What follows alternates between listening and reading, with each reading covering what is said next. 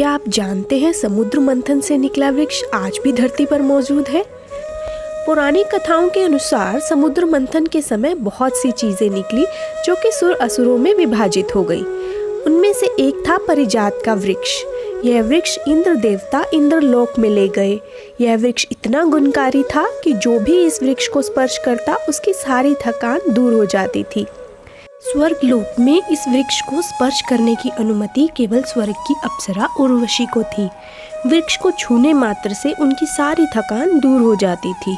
आज की इस वीडियो में हम आपको बताएंगे यह परिजात का वृक्ष धरती पर कैसे आया और इस वृक्ष से जुड़े कुछ रहस्य जो कि बहुत ही कम लोग जानते हैं। तो चलिए करते हैं आज का वीडियो शुरू।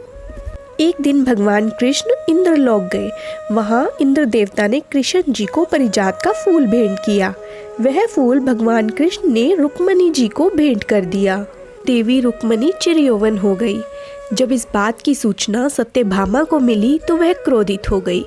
दरअसल सत्यभामा को देवलोक से चिरयौवन का आशीर्वाद था। सत्यभामा क्रोध में आकर श्री कृष्ण जी के सामने परिजात वृक्ष लाने की जिद कर बैठती हैं। श्री कृष्ण जी को सत्यभामा की जिद के सामने झुकना पड़ा और इंद्र देवता से युद्ध करके परिजात वृक्ष लाकर सत्यभामा की वाटिका में लगा दिया। इंद्र देवता ने क्रोधित होकर श्राप दे दिया कि इस वृक्ष पर कभी भी फल नहीं आएंगे। वृक्ष के वाटिका में लगने के बाद भी सत्यभामा इस वृक्ष का आनंद न ले पाई, क्योंकि इस वृक्ष पर रात्रि के समय फूल लगते और सूर्योदय के साथ ही मुरझाकर गिर जाते थे। भगवान श्री कृष्ण जी ने सत्यभामा को उनकी गलती का एहसास करवाने के लिए लीला रचाई, जिससे फूल सूर्योदय होने पर गिरते, परंतु सत्यभामा की वाटिका की जगह वे रुक्मणी की वाटिका में जाकर गिरते। इसलिए आज भी इस वृक्ष पर फूल जब झड़ते हैं तो पेड़ से दूर जाकर गिरते हैं। सत्यभामा को अपनी इस भूल पर बहुत पछतावा हुआ और उन्होंने भगवान कृष्ण व देवी रुक्मणी से क्षमा याचना की।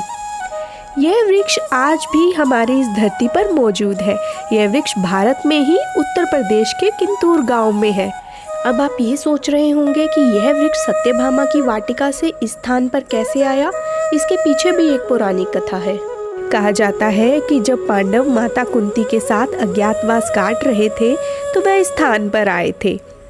एक दिन माता कुंती ने शिव पूजन के लिए परिजात के फूलों की इच्छा जाहिर की।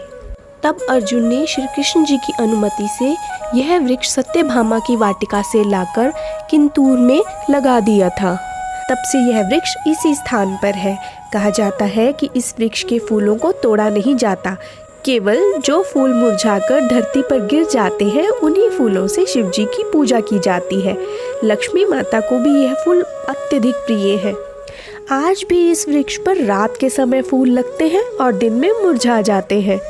उत्तर प्रदेश सरकार ने इस वृक्ष को संरक्षित रखा है। केवल इतना ही नहीं, इस परिजात वृक्ष का हमारे आयुर्वेद में भी बहुत महत्व है। परिजात के वृक्ष के फूलों के रस से बहुत से रोग दूर करने में इस्तेमाल किया जाता है, जैसे कि गले का रोग, खांसी के इलाज में, घाव ठीक करने में, मधुमेह, गठिया जैसे कई रोगों में इसका इस्तेमाल किया जाता है। पश्चिम बंगाल में तो परिजात के फूल को राजकीय पुष्प घोषित किया गया है। वास्तुशास्त्र में भी माना गया है कि परिजात का पौधा जिस भी घर में होता है वहाँ पर नकारात्मक शक्तियों का वास नहीं होता। अगर आप पौराणिक व धार्मिक कथाएं सुनना पसंद करते हैं तो चैनल को सब्सक्राइब कीजिए और बेल आइकन को दबाना मत भूलिएगा। धन्यवाद। हम मिलेंगे एक और पौराणिक कथा के साथ।